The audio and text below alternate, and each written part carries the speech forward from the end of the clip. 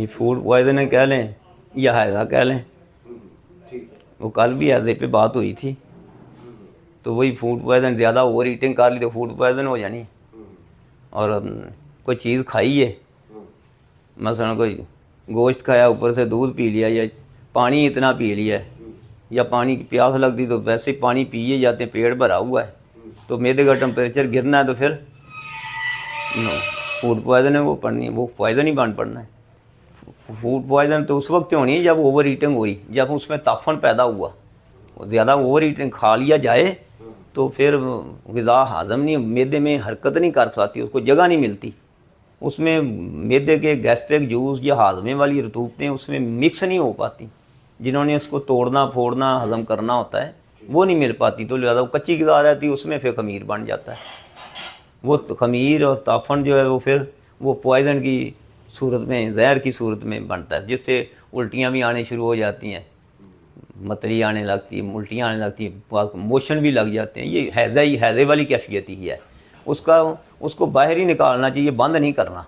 पानी अलबत्ता कहा था, कल भी बताया था कि गर्म पानी कुछ नहीं है, पानी उबाल के गर्म पानी दें, ठंडा पानी, सादा पानी नहीं देना, या फिर पत्ती डाल के कावा बना के वो दें।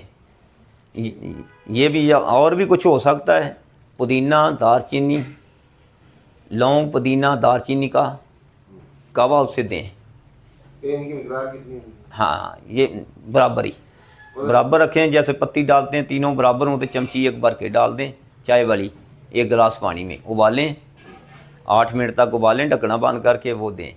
अगर ज़्यादा उसको प्यास लगती तो ज़्यादा मिक़दार में बना लें।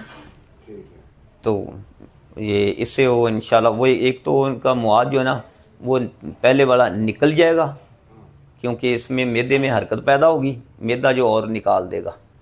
जो तभी तौर पे मैदा ज़ोर लगा रहा था ना, कमज़ोर हो रहा था, उसकी हमने मदद की, उसने ज़्यादा ज़ोर से पंप करके वो ज़्यादा एक दफ़ा निकाल के बस ख़त्म, फिर उसने ज़ोर पकड़ जाना, वो चीज़ जो पॉइज़न है वो इंशाल्लाह ख़त्म होने लगना है, ताफन ख़त्म होने लगना है। ये हैज़ा ही है, हैज़ा ही समझ लें, हैज़े को फूड पॉइज़न इंग्लिश के लफ्ज़ में आपने फूड पॉइज़न कह दिया।